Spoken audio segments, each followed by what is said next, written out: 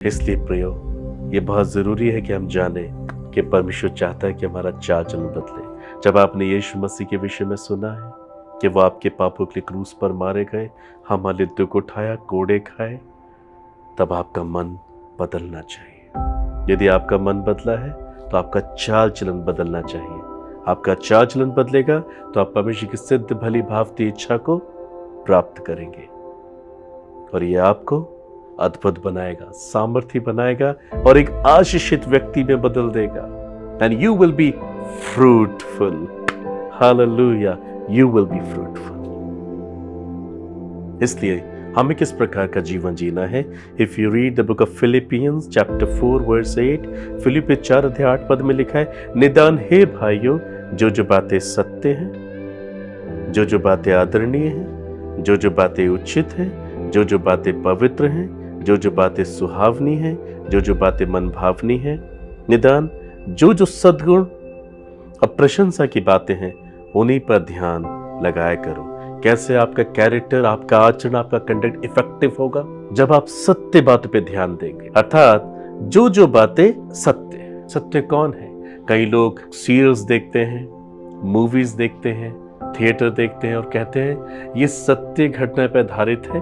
Bible में भी लिखा है हम सत्य बातों पे ध्यान लगाएं, तो वो इन सब चीजों को देखते हैं। माय ब्रदर, माय सिस्टर, कहानियां सत्य हो सकती हैं, परंतु कहानियों में गुनाह हो सकता है, पाप हो सकता है, बैड कैरेक्टर रिवील हो सकता है। ब्रदर सिस्टर, ये वो कहानियां नहीं है, ये वो बातें नहीं है जो सत्य है। उनके अंदर भी पाप देखा जा सकता है। परमेश्वर नहीं चाहता कि आप अशुद्ध हो, आप अपराधियों, गुनहगार हो। बाइबल कहती है, यीशु मसीह ने कहा यूहन्ना 14 अध्याय 6 पद में, I am the way, the truth and the life. सत्य केवल यीशु मसीह है। इसलिए मेरा और आपका ध्यान केवल यीशु की ओर होना चाहिए। आमीन। उसकी वचनों के अनुसार होना चाहिए। ये वो सत्य है जिस पर हमें ध्यान लगाना है। इवन बाइबल में अब हम आगे पढ़ते हैं, जो बातें आदरणीय है, यीशु को छोड़ और कौन आदरणीय है? जिसने हमारे क्रूस पर जान दी, उसी पे ध्यान लगाए। जो बातें उचित हैं, यीशु मसीह को छोड़ और कोई उचित बात हमारे लिए नहीं हो सकती। जो बातें पवित्र हैं, बाइबल से ही इज होली। पिलातुस ने भी कहा, मैं इसके अंदर कोई दोष नहीं ढूंढता, कोई दोष इसमें नहीं देख पाता। प्रभु यीशु पवित्र थे, उसी पर ध्यान लगा के रखें। जो बातें सुहावनी है, उनकी बातें सुहावनी है, उनकी वचनों में आशीष है, जीवन है। जो बातें मन भावनी है, हमारे जीवन को बदलता है, हमें अनंत जीवन देता है, वो मन भावना ईश्वर है, उसी पर ध्यान लगा के रखें। निदान जो सद्गुण और प्रशंसा की बातें, यीशु भरे हुए सद्गुण और प्रशंसा से। इसलिए उनके पद चिन्हों पर चलना, उनके वचन के अनुसार अपने आप को ढालना, नए कैरेक्टर को डेवलप करना बहुत जरूरी है। ब्रदर सिस्टर, ये वो संदेश है जो परमेश्वर की ओर से है कि कैसे आप परमेश्वर के साथ अच्छा रिश्ता रख पाएंगे, कैसे आप एक इफेक्टिव रिस्पॉन्स देख पाएंगे परमेश्वर की ओर से। जब आपका कैरेक्टर बदलता है तो आप मात्र विश्वासी ना बने, चेला बने। विश्वासी मात्र विश्वास करता है, परंतु चेला अपने स्वामी का अनुसरण करता है। Come to cross brother sister, क्रूस के पास आए, ठीक से पश्चाताप करें और जिन बातों के लिए आप पश्चाताप करते उनको दोबारा ना करें। वचन को प्रतिदिन पढ़ें, रोज, धीरे धीरे, बार बार, और वचन के आधार पर अपने जीवन को आप जिए। जैसे जैसे पवित्रता, आज्ञाकारिता के माध्यम से आपके अंदर वास करेगी, धार्मिकता आप में वास करेगी, परमेश्वर का प्रभावशाली कार्य आपके जीवन में आना शुरू हो जाएगा।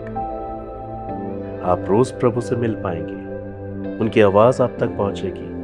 हाँ, वो आपको कई बातों में मार्गदर्शन करेंगे, अपने सब सत्य से आपको रूबरू कराएंगे। वो आपको आलीशान बनाएंगे, बहुतों के लिए आशीष बनाएंगे।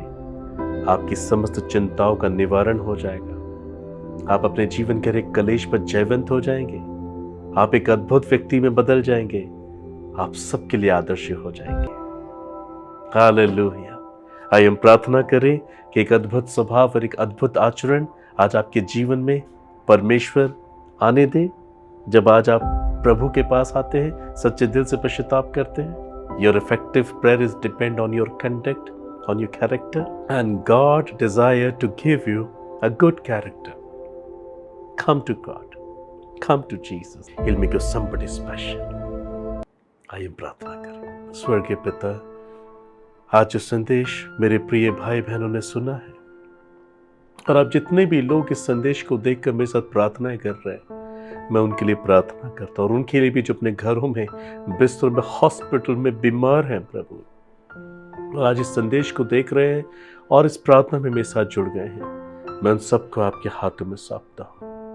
यीशु, इन्होंने आपके नाम का अंगीकार किया है और ये आप पर विश्वास भी रखते हैं, पर इन्हें ये समझ में नहीं आ रहा कि किस प्रकार से ये परेशानी में है, क्यों ये कलेशों का सामना कर रहे हैं। इतनी प्रार्थना वचन अध्ययन करने के बावजूद भी ये अपने जीवन में चमत्कारों को देख नहीं पाते। हाँ प्रभु, क्योंकि स्वभाव का बदलना, आचरण का बदलना, चाल चलन का बदलना बहुत जरूरी है।